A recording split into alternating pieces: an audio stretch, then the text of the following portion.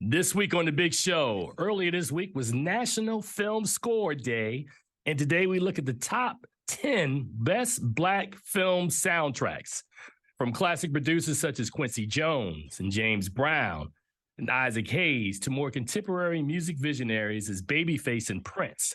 We'll run down our top 10 soundtracks and discuss their significance.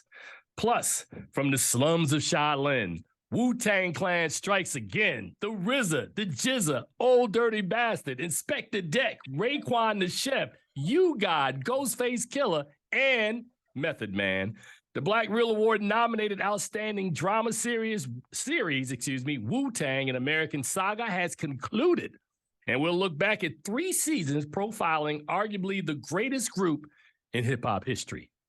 In addition, we'll review this week's new releases, Beef, Paint, Chevalier, and Air, all on episode 533. Keeping it real with FilmGordon. Let's go. All right, and welcome to the latest episode of Keeping It Real with FilmGordon. I am Tim Gordon, and I am joined by Charles Kirkland Jr. Now, Charles, before I get him to say hello, has this look on his face, because I got a feeling Charles didn't see any of these movies this week. It was like, wait, what? How you doing, Charles?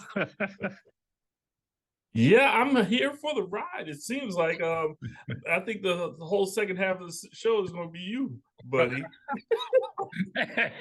I could tell you were looking in the camera like, wait, what? What are we doing? So yeah, man. Did you say beef? You got beef in there too? Well, I'm going to talk about Beef. Beef debuted today on Netflix, and it's a 10 episode limited series that I can say that I've watched 8 of the 10 episodes, because you know how I get down. I mean, Charles always teases me about my ability to really hone in on a thing and watch it, and it's a good show.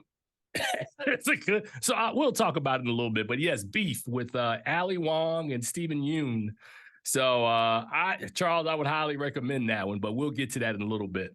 So Charles, you heard today is, of course, we're going to be looking at best Black soundtracks. I've actually written this piece and put it on the FilmGordon. I think I did it maybe, I want to say 5 years ago. I wrote one where, you know, you had all of these Black soundtracks, but today we're going to go a little bit more. Now, in all transparency, Charles, you can honestly say that normally I would surprise you and announce all this stuff and you'd be finding out like the audience is finding out.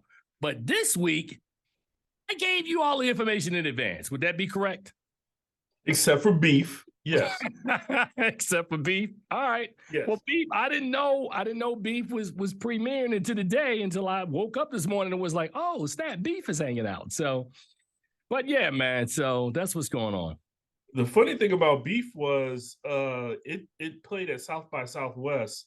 They premiered some of the show there, and I didn't know it was coming out this today as well.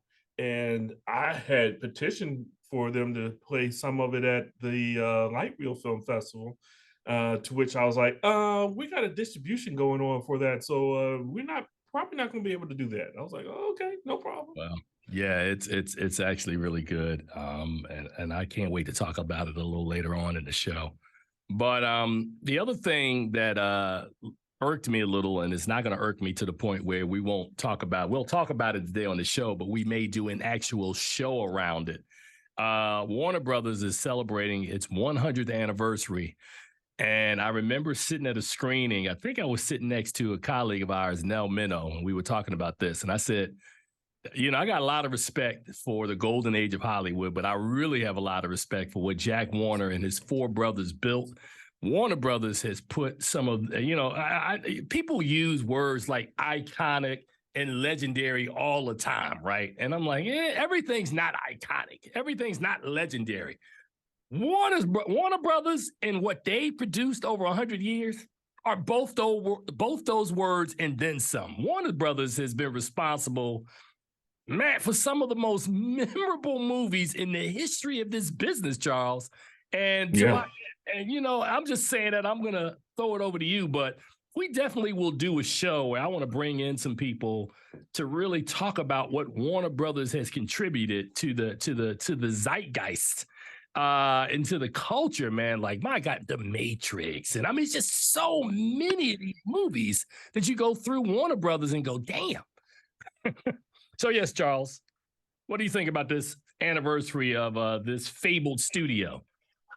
Well, yeah, like you said, Warner Brothers is one of the big five, going way back into the 20s, making movies. And I mean, John Wayne, we got, I mean, they just did a whole lot of stuff, Cole Porter musicals. And I mean, to be honest, they 100 years is a lot of movies. It's a lot of And movies, so man. I mean, we could spend like 5 episodes just going through all the Warner Brothers stuff. That, I mean, let's not forget. I think we had one of our shows canceled or suspended by YouTube because I used to do it from my studio where I had a Warner Brothers character back on the wall, and they were like, "Nah, you ain't got permission for that, Chief," and so they shut us down. But Warner Brothers is, it's been around. You talk about movies, you talk about cartoons. I mean, they've done it all. So it's a wonderful company. Congratulations to 100 years. A lot of 100 years. A lot of history, man. Now, also this week, Charles, as we pivot, it was a year ago this week that during the pandemic, one of the things that really took off was Versus, right? I'm not sure how big of a Versus fan you were, but one of the Versus that stuck out, and I wanted to make sure that we profiled it today, a year ago this week, was the Versus of the Isley Brothers versus Earth, Wind, and Fire. Now, I know we do a film show here, but deep down, I'm a music guy, right? Worked at radio for like 12 years and did my thing. But the fact that, it's so funny because thinking about it all week long, the Isley Brothers would be what we deem as Black famous, right? They famous. I don't know if there's a lot of white people that know the Isley Brothers the way the Black folks do, right? Earth, Wind, and Fire, it's a different story, man. When you got September and Getaway and all of those songs that crossed over across the board, it's an entirely different kind of popularity, and it's in evidence that Earth, Wind, and Fire has sold about 90 million albums. The Isley Brothers, despite the fact that they've been around since 1959, so we're 64 years in the game, they've sold 18 million albums. But I bet if you started playing or singing any Isley Brothers song, somebody Black would be like, oh, yeah, I'm on that. I'm on that. So I was talking, bro, look, I was talking to a good friend of ours, a mutual friend of ours, about, I kept listening to Make Me Say It Again. And I was like, wow, man, Ronald Isley, Ernie Isley, his brother who wrote a lot of those songs from the 1970s on, just outstanding, man, So if you haven't had an opportunity to revisit that Versus, which I have this week, I would highly recommend that. That was a lot of fun, Charles, watching these two storied groups, man, just sitting around swapping stories, singing some of their hits, man, and just entertaining people for almost 3.5 hours, man. It was a fantastic episode. One of the few Verses that I actually took the time to watch because I'm a really big fan of Earth, Wind, and Fire, and just for Discovery notification, I will be going to the concert tonight at the Capital One Arena. So I will be seeing Earth, Wind, and Fire tonight. I'm a big fan. Wait a minute, Earth, Wind, and Fire is in town tonight? Yes, sir. Oh, I didn't even know that, man. No, I'm not gonna say it, man, because Charles always tells me that Tim is flexing. Yeah, I've seen Earth, Wind, and Fire a number of times. So I'm sure you have. I'm not being funny. I'm just saying I didn't even realize they were in town tonight. Wow, that's interesting. Yeah. So yeah, I've seen them a couple times myself. I think this would be my 5th time seeing them in concert. So. Man, but it will be the first time I'm going with my wife. Oh, well, that's great, man. You guys have a lot of fun. I was going to tell you that I think it wasn't the last time. It was the probably like several years ago, I saw them pre-pandemic. And this was probably the year after Maurice White died. And it was very touching because what they did, which I thought was great at the Wolf Trap, is they put a huge screen behind the stage, right? So, all show long, people are this is really like the first tour that they've done without Maurice. And they did, it wasn't September. It was one of these songs. I write a song. It was whatever song, like one of their biggest hits that Maurice was the lead on. And they had Maurice singing it in like a video form. And oh my God, I almost cried, man, because I was like, oh my God, that was so nice the way they did that. But Earth, Wind and Fire, Philip Bailey, Verdine White, and the light-skinned brother, his name is it Ralph Johnson? Is that his name? No. I don't know. That's his name, but funny story about that, Charles. We were at the Critics' Choice Awards, I don't know, 2016, 2017, and we went to the after party, and he was there. And we were like, dude, what are you doing here? And I guess he was a producer on something. And we sat around and told him how much we dug Earth, Wind, and Fire. And so, yeah, I've met these guys when I was doing radio. Earth, Wind, and Fire would have us backstage. I got shots I'll show you later on with me and not Maurice, but me and Philip and the rest of the crew. So Earth, Wind, and Fire, like I said, man, I have a lot of respect for that group. I have never hung out with the Isleys. I've just, met people who made babies off Isley Brothers music. I'm sure there's a lot of babies walking around off of Isley, what we call Isley babies. Those songs, man. So I say all that to say with Charles, with obvious turn, because that showed you how simpatico we are, right? I didn't know they were in town. I brought it up because it was the 1-year anniversary. Charles is going to the show tonight. That's what we call in radio a full circle. All right, bro. So anything else, man, on Earth, Wind, and Fire and the Isleys before we move on to our next topic today? I'm gonna ask you, just like anybody else would, who won versus that night? Was it the Isleys or was it Earth, Wind, and Fire? Man, we won versus that night because there was no man. Like, how you gonna decide between Earth, Wind, and Fire and the Isley Brothers, man? It's like, man, that was 3.5 hours of a gift they gave the fans, man. So absolutely. Who won versus? You funny. All right. So, and I noticed outside of Warner's Brothers, there's a theme going on all show long that we're mixing in music and movies all show long. So up next, Charles, I know you didn't watch the Wu-Tang Clan, an American Saga. Shane, did you watch the Wu-Tang series? I don't understand it, man. Like, what are y'all people doing? Like, all this great TV is around. Max, you didn't watch it either? Damn. Okay, nobody watched the Wu-Tang Clan. Well, I guess we should just skip it then. Shane, no, we're not skipping it. And Charles, I will just say, about a month and a half ago, I was at the Oxford Film Festival in Mississippi. You notice how every time I'm about to go into one of these stories, I have to pull from something in the past to give it context. You see where I'm going with this, Charles? So I'm at the film festival in Oxford, Mississippi, and this very conversation came up about what is the greatest group in hip-hop history, right? And a young lady, of course, was from the South, and she argued Outkast. And I said, you know what? I'm not mad at you. Outkast is a really good group. Andre 3000, 3 Stacks, Andre Ben. It used to be a really good group. No. In their heyday, Outkast is highly influential. So I want to make sure that if people are watching this at home, Tim is not dissing Outkast. I love Outkast. Outkast, first 2 albums, oh yeah. Outkast, and then even into when they did, what was it, The Love Below, Speaker Box, all that stuff. Speaker Box, yeah. Yeah, Outkast, amazing group, right? But I countered to this young lady that despite the fact that Organized Noise produced the lion's share of Outkast catalog, and also they worked with the Goody Mob, and they worked with a bunch of other acts in the A, right? I said, man, maybe it's my East Coast bias, but the fact And maybe it's the fact that the Wu-Tang Clan, unlike NWA got a movie, right? So we had Straight Outta Compton.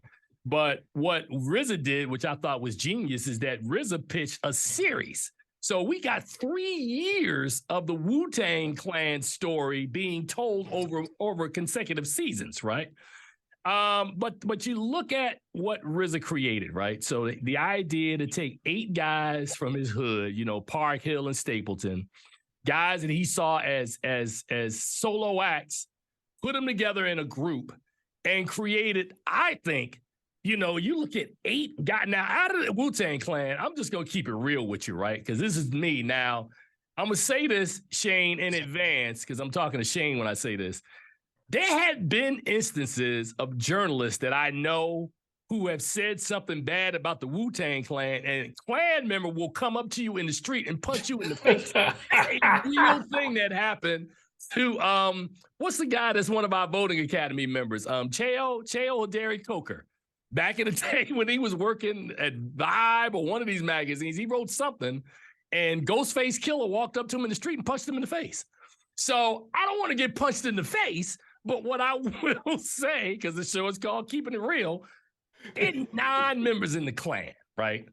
There are 5 that I think are razor sharp as MCs. Of course, it's GZA, Ray, Ghost, Meth, and Inspectah Deck. Now those 5. You got, I'm gonna have to just fight you, God, because hey, man. Capadonna, Master Killer, RZA, hell of a producer. I'm not buying RZA's tracks to listen to the RZA spit. I'm just not. So out of the Wu-Tang Clan, those 5 dudes, those might be 5. Like, Inspectah Deck doesn't get enough credit. He's the one guy, I think, after watching this show for 3 years, we clearly see that he's the one that's the most slept on, right? If you think back to every iconic Wu-Tang Clan song, Inspectah Deck is on it. Cream, Inspectah Deck. He leads off on Triumph. You got Deck. I mean, Deck is in so his bars are so interwoven in so much of the Wu-Tang Clan. So having you guys not having watched it, what I think is genius about what he did, and I honestly believe they could have gone on with another season of it, but it's better to leave people wanting. So the first season was about establishing their backgrounds and where they came from and their neighborhoods and the rivalry, and how Bobby, who later became the RZA, was kind of the guy who had the neutral zone in his house where, he had the studio, and all these guys, despite the fact they didn't like one another, all agreed because they respected him so much that they would all come together for him. Season 2 is about them finally solidifying it on a business front earlier in the season to get everybody on board and to get everybody with a 5-year commitment. And then it's the push at the end of the season to them making their debut album, 36, into the 36 Chambers, one of the most classic debut albums in hip hop history, right? Season 3 becomes about the making of 3 seminal albums that come, the GZA's album, Liquid Swords, Old Dirty Bastards album, 36 Chambers, Return of the 36 Chambers, and of course, Only Built for Cuban Links, aka the Purple Tape.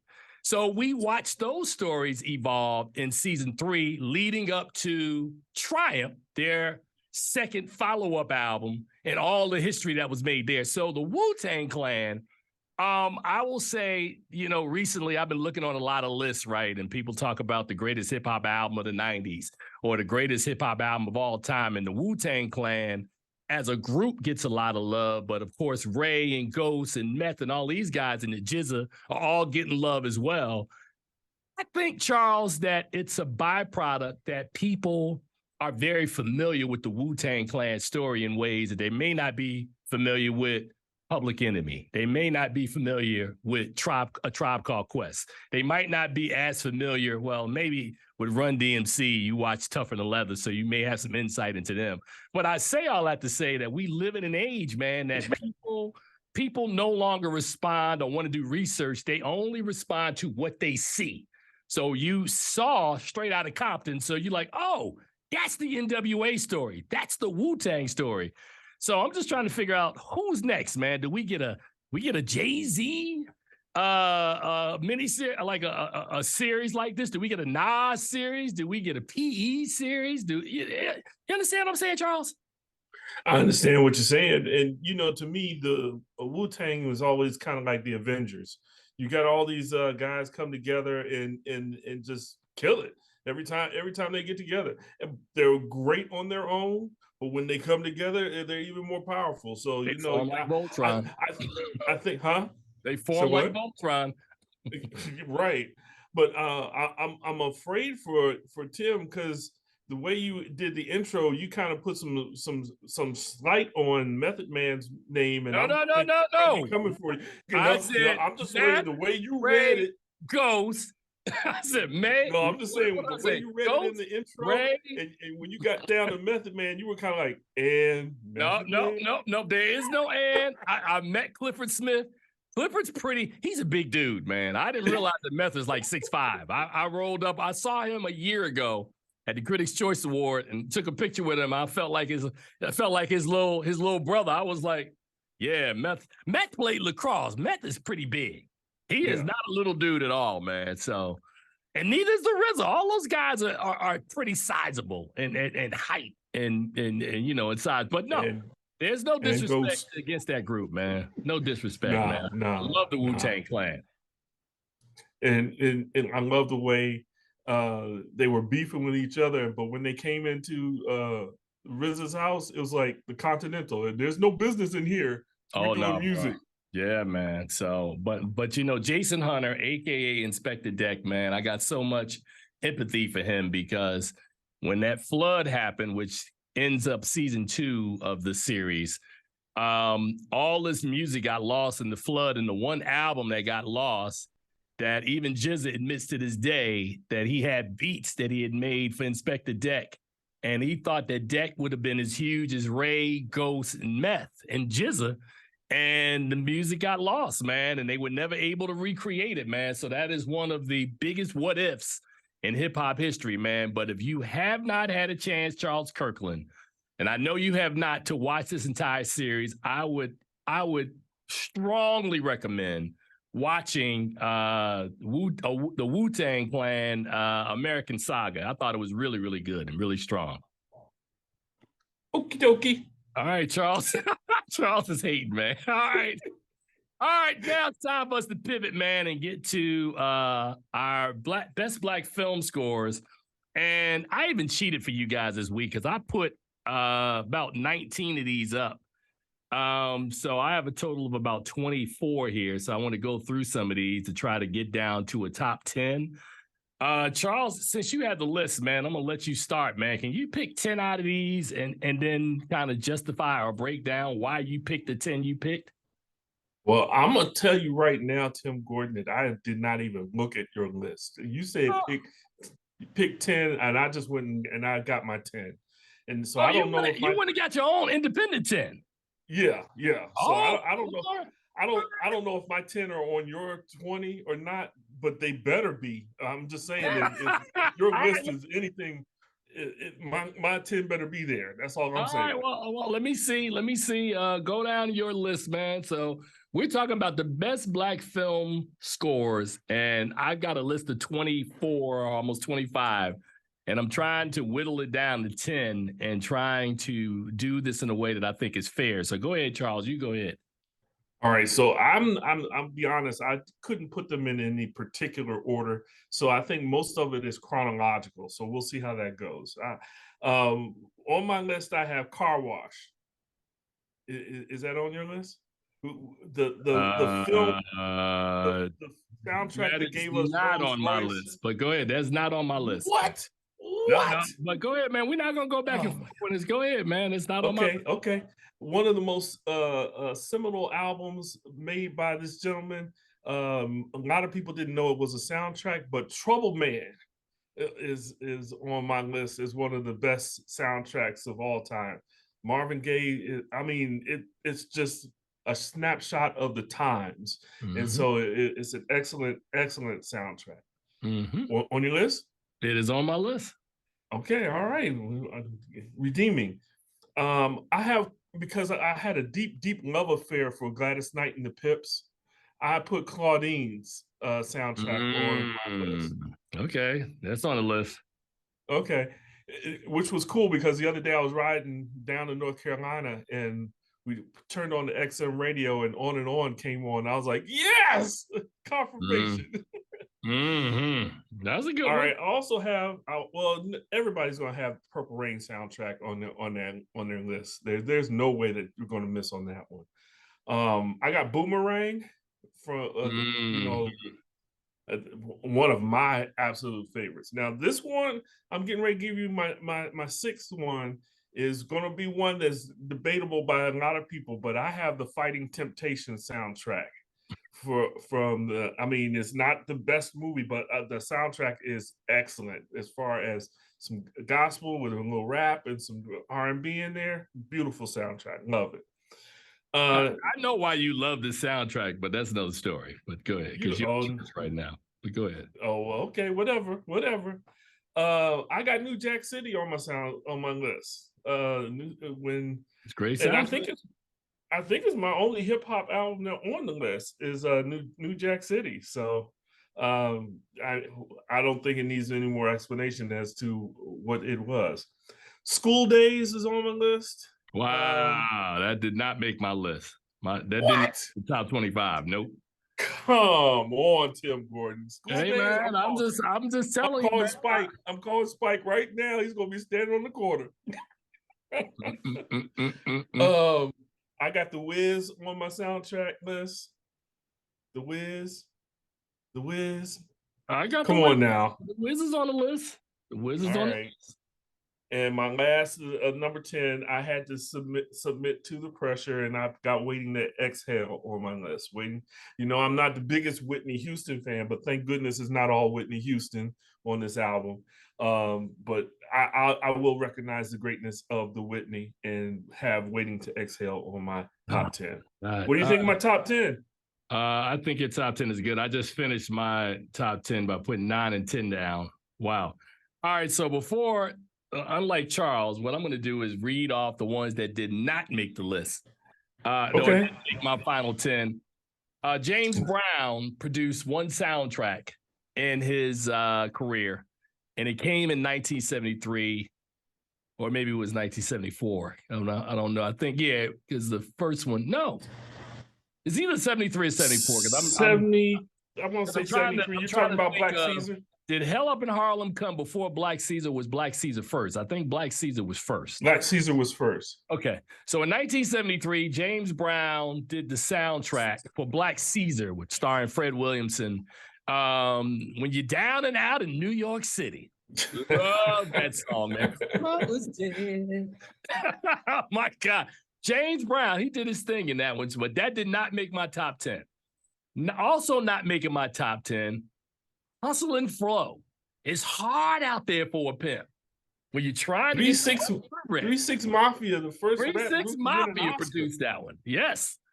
Also not making a list, and this one, American Gangster, Jay-Z, the Rock Boys in the building tonight. Oh, what a feeling. Okay, never mind. Yeah. So yeah, I have to remember that they'll slap a block on your show if you're doing too much music. So American Gangster did not make the list. Belly with D'Angelo and a bunch of other artists, that one didn't make my list, the top 10. The Wiz did not make my top 10. And despite the fact that, Michael Jackson, Diana Ross, Luther Vandross in there, Brand New Day. Man, that album is banger after banger. How you do Sir, let me finish. Okay, I'm gonna get to the stuff that made my list. So I'm just going through what didn't make it. Russell Simmons Presents the Show. That had a bunch of hip hop artists in the early to mid 90s. That didn't make my list. I didn't put that one on my list because I thought you would say it was a cheat because it's a concert documentary album. Yeah.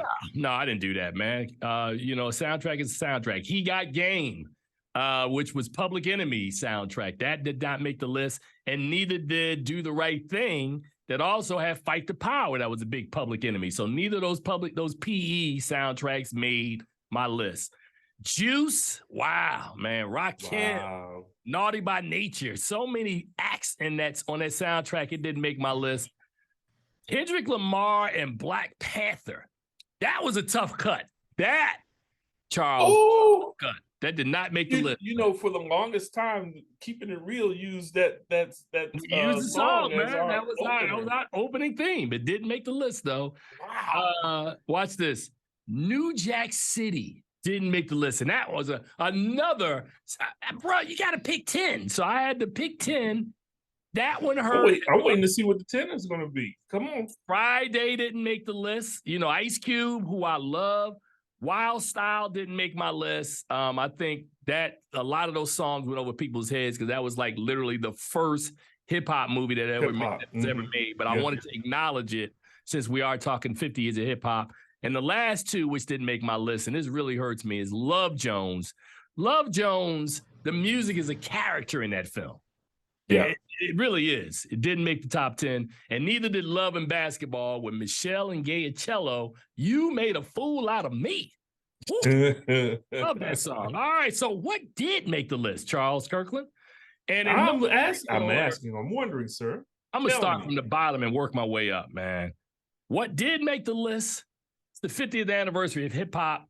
One of the greatest hip-hop films, I think, ever made. Wonderful love story. Taye Diggs, Sanaa Lathan, Brown Sugar. A great soundtrack. I put that in the top 10. Yeah. Whitney Houston, The Bodyguard. There's no explanation needed. Like, that soundtrack, those Whitney Houston songs in that film, I'd say no more, man. I'm gonna leave it alone, Charles. It's only two songs. Sir, when one of them is "I Will Always Love You," it's only two songs. I run to you. Come on, man. All right, whatever. Purple Rain from Prince. No expert. You know how they say it needs no introduction? It needs no introduction. Waiting to Exhale, because I got two Babyface soundtracks, actually 3, because Babyface, L.A. Reid, and David Foster did The Bodyguard. Babyface did Waiting to Exhale, which made the list, and then I think there's one more Babyface song or better be on here. Superfly from Curtis Mayfield. How you not put that on the list? It was like number 11 for me. It was so close. Wait a second. Curtis Mayfield. Yeah. Superfly. Like every song on that album is a banger. Soulsville. Like, come on, really? Okay. I'm gonna let you think about that for a second, Mr. Number 11. They were bangers, but they weren't hits. All right. Again, we have 2 Prince soundtracks on here, and Batman is the other one. Batman is on the top. Wait, time out. It's Prince. Time out. You said okay. You said black movie soundtracks. No. Okay, is Prince black? But the movie is not. The movie is not. I said best black movie soundtrack. Okay, cool. Prince is black. I put Prince because it's Prince. It's Batman. All right, so Charles Kirkland threw up a penalty flag on me. All right, so that one, you can revisit that. All right. Let me just go to Trouble Man. Here's the thing about Trouble Man. If you watch it at home, do not go back and watch Trouble Man. I'm not telling you watch Trouble Man.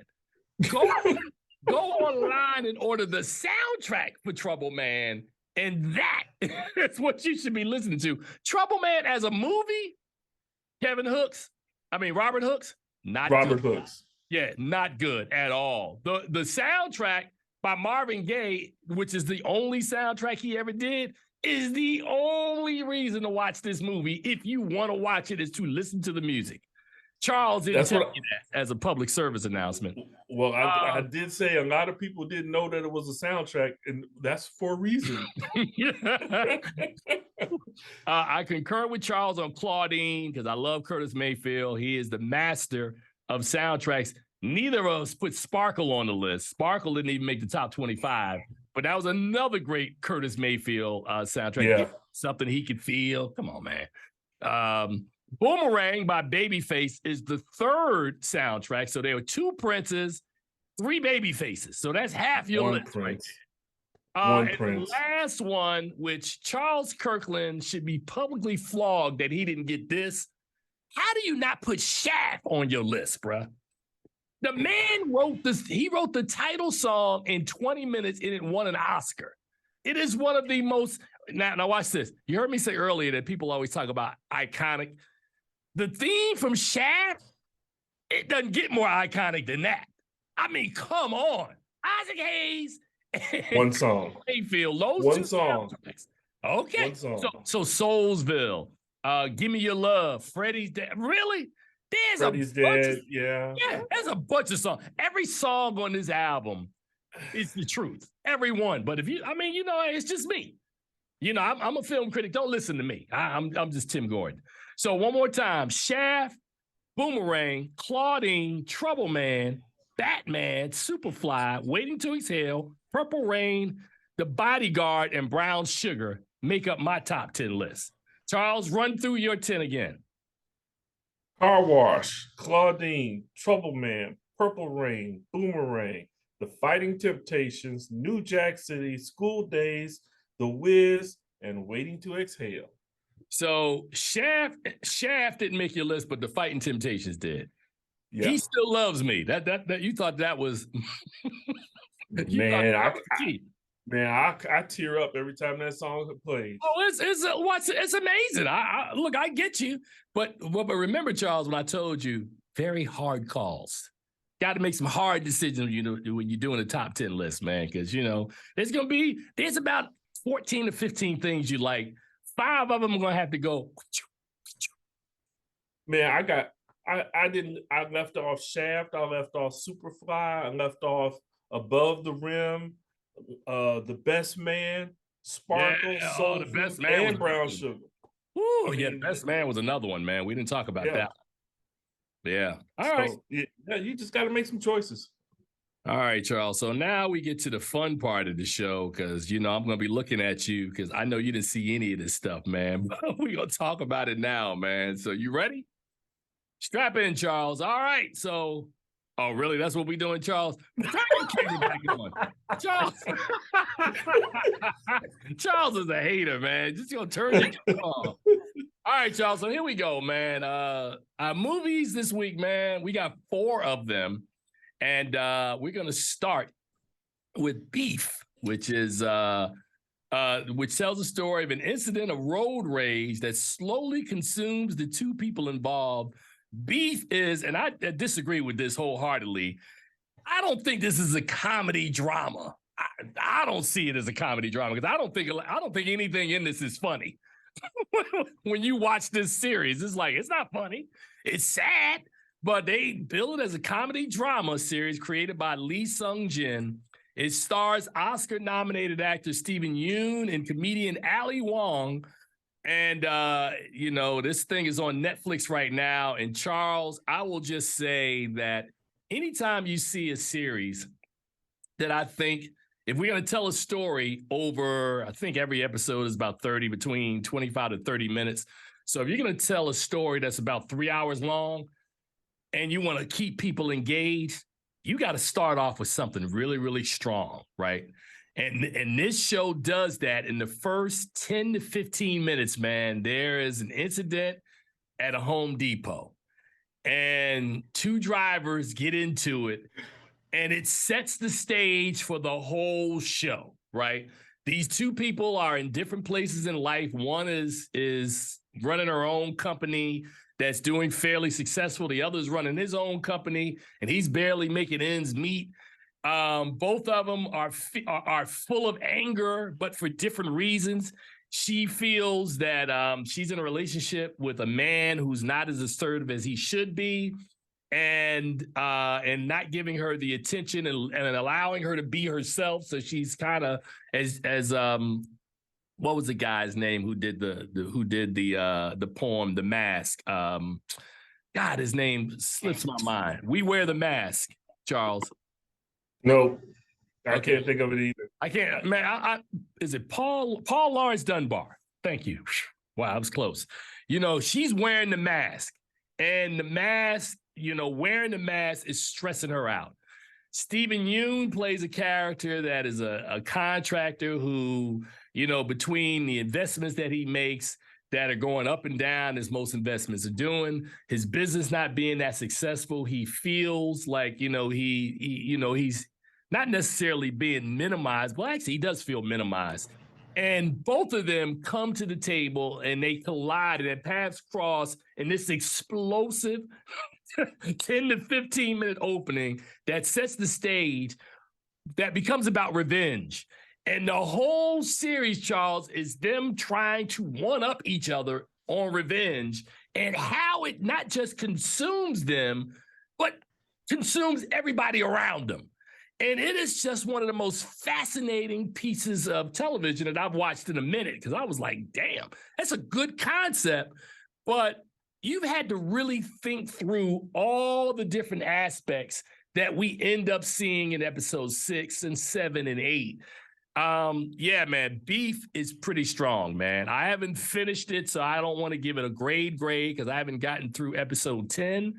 But I'm 8 episodes in, and I dig everything that I'm watching. And Ali Wong, Charles, I've told you on this show, and we've talked about it, that comedians make the best dramatic actors, man. I don't know what it is about comedians that they make us laugh, but also when they act, they can go to a dark place, man, and we are drawn to watching them, whether it's a Chris Rock. We talked about some other folks, man. Kevin Hart, when he did True Story a couple of years ago. It's fascinating to me how good Eddie Murphy, how good comedians can be in dramatic roles. And Ali Wong is doing her thing in Beef, man. So, Charles, you got any comments on anything I've said about this show? Well, like I said at the beginning, this was one of the shows that I was trying to solicit for Light Reel. So yes, I have seen some of Beef, and it reminded me a lot of film Changing Lanes. Remember that with Ben Affleck and Samuel L. Jackson? Uh-huh. Yeah, and I mean, a comedy, if it is, it's intensely dark. Dark comedy. Yeah. That's a kind of comedy. It's dark comedy. Yeah, it's and you're right. Ali Long is incredible in this role as you see her and you see her how cute and funny she usually is, but she takes a turn in this film and you're like, ooh, I don't like you. But it's a powerful show, and I have not seen the end, but I was like, yeah, this is a good one. This was a good one. All right, so we're gonna go from that show to the next one, and I'm just gonna be very transparent when we talk about this. Next film is called Paint, and this film centers on Carl Nargle, who hosted Vermont's #1 painting show for nearly 3 decades. While Carl's signature whisper has long kept viewers from Pittsfield to St. Albans breathlessly hanging on his every stroke, the station eventually hires a younger, better painter who steals everything and everyone Carl loves. This film stars Owen Wilson, Michaela Watkins, Sierra Renee, and Stephen Root. And Paint is also in theaters this weekend. I will just say that this doesn't happen often, but I'm just going to be very transparent. Travis Hobson, colleague of ours and a friend of our show, and myself were asked to host the intro because they wanted, we do public radio or public television, at WETA. They thought that since the movie was about public television that we should come down and host it, right? Charles booked the gallery, Regal Gallery Place. And of course the Wizards were playing. So you know how much of a nightmare that was, right? So that's strike 1. Strike 2, I come in, I probably do about 3 minutes, warm the crowd up. And they had no seats for us, Charles. There was no reserve section, right? Charles, I start watching this movie, and I already had reports from colleagues of mine that the movie wasn't good. I, Tim Gordon, walked out after 45 minutes. I couldn't take it. This movie was so bad. I said I was sitting next to Michael Kay, our guy from DC Film Society. And looking at me laughing because I was like making these sounds. He was like, Tim, you're not going to be here long, because they had given me a Coke And he was like, "You're not even going to be here long enough to drink that Coke." And he was correct. So too much to Travis's surprise, I'm like, dude, I got stuff to do. This movie is bad. Now, I can't review it technically because I didn't watch it, much like I just talked about with Beef. But I saw enough to know, and I wish I could. I don't want to put Michael out there by reading what Michael sent me, but as the late Denny Green once famously said, it was what we thought it was. It was not a good movie at all. So Charles, here we are in early April, and I can tell you with assuredness that two of the worst films of the year are already, two slots are already taken on my list. Paint is slot number one, and I can't remember what was that horrible movie we talked about last month. That oh, it wasn't last month; it was last week. Spinning Gold. So, Spinning Gold and Paint are pretty much assured two spots. I got 8 spots left because those two aren't going to move off my list. Paint is not good, man. I mean, and you know, it's supposed to be tongue in cheek. There's a lot of indecision for the audience because the story looks like it takes place in the 1970s, but then they keep flashing back to like 20 years earlier, and he's still wearing the same thing and the same hairstyle. And I was like, maybe it was a joke and it was tongue in cheek. I didn't get it. None of it really worked. And listening to the crowd reaction when I was in there, they didn't get it either.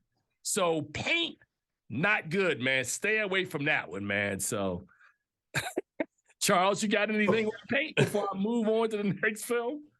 I thought that this was the Bob Ross story. When you look at it, you see the perm and all the stuff that he's doing.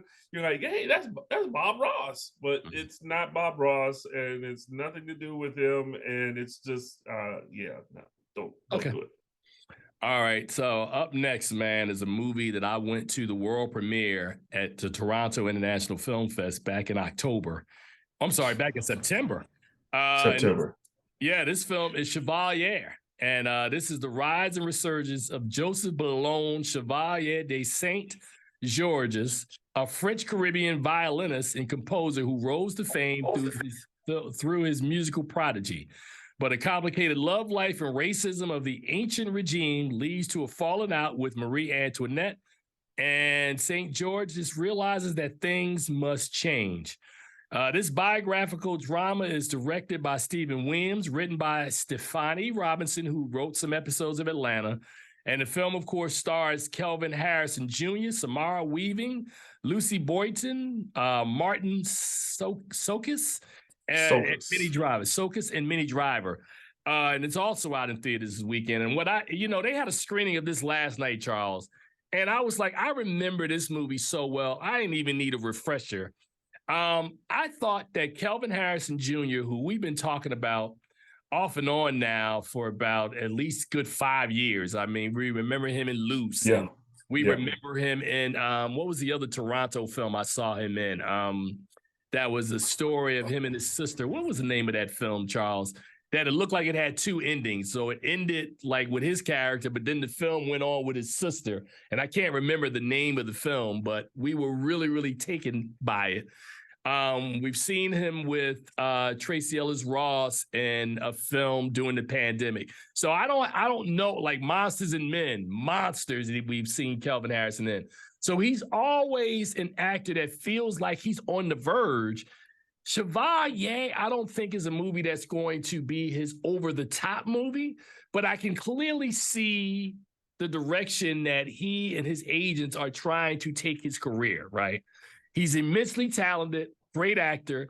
And this story, based on the real character of Chevalier, we watch him in France. And, Charles, I hate to say it, man, it's almost a story. It's like, as Earth, Wind, and Fire would say, it's the way of the world. Here is a man, he's immense talent. He rises up, but there are people who look at him and his darker hue and not necessarily think that they're more talented than him, but they just think that they're better than him. And once he offends his benefactor or puts his benefactor, Marie Antoinette, in the tough spot, it makes life really, really difficult for a immensely talented actor. I thought Calvin Harrison was really, really good. And I think the screenplay, I think, could have been a little stronger. The production values on it, really, really good. Having said all that, at Toronto, I was thinking it's more of a C+. Now, and giving it some time and letting it age a little bit, I would raise that to a B-. I think that Calvin Harris has not really found the role that will. I mean, all these roles he's playing are really, really good roles, but it feels like there's just the thing that separates him from a Michael B. Jordan is in the choices that one makes, Charles. And I honestly believe that. I don't think he's a bad actor. I mean, I've seen him sing. I've seen him act well. I've seen him, in Loose be really, really strong. I mean, he's a strong actor.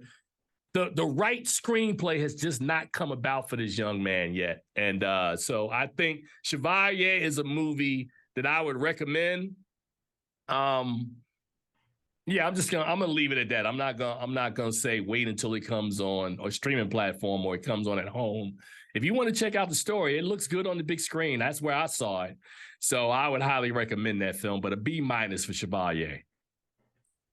I agree with you. We've seen him play roles like you said in Loose. I think Waves was the movie you were thinking of before. We've seen him in correct. The Trial of Chicago 7, and we were blown away by him in Cyrano. So I mean, he's done great work. He consistently great work. But I think again, you're right. The script in this film is just kind of lackluster and doesn't really have much punch to it. I think he did a great job with what he had. I would not change the grade from a C+.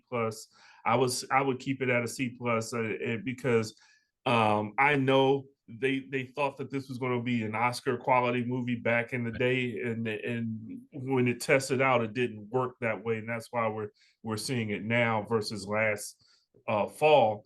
But I think, if you want to be entertained, watch Cyrano. Even what he does is BB King and Elvis is better than what he did here. So it's. If you really want to say that you've seen all of Calvin Harris's work, go ahead and watch it. But it's nothing that's going to leave any impression on you. I got you. All right, which brings us to what is easily the best movie this weekend. It might be the best movie I've seen this year so far. And of course, that film is Air. And it is based on true events about the origin of Air Jordan, the basketball shoe line, of which a Nike employee seeks to strike a business deal with the rookie player, the phenom Michael Jordan. This biographical sports drama is directed by Ben Affleck and stars Matt Damon, Affleck, Jason Bateman, Marlon Wayans. Wait a second.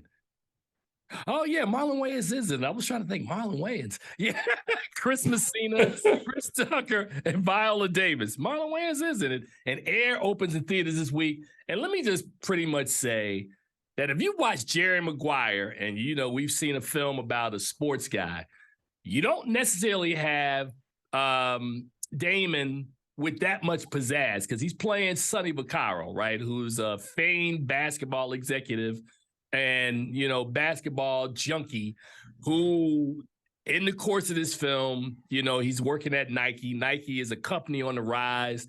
Converse is much huger. I mean, it's much bigger than them. And there's several other companies that are much bigger than these guys that are out there. I think Reebok might have been the other one, but Nike was just on the come up. And they had a certain amount of money that they wanted to try to spread between multiple athletes that were coming out this draft class in 1984, which is really funny because now you think about, Michael Jordan wasn't even the first guy drafted in that draft. That was Sam Bowie that went before him, right? Because of, it was all about big men back in the day.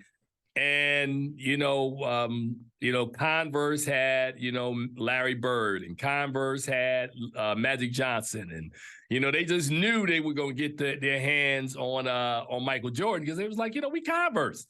And Sonny Vaccaro had another idea, man. And, in a very unconventional way, He goes about connecting with Michael Jordan's mother, played by Dolores Jordan, played by Viola Davis.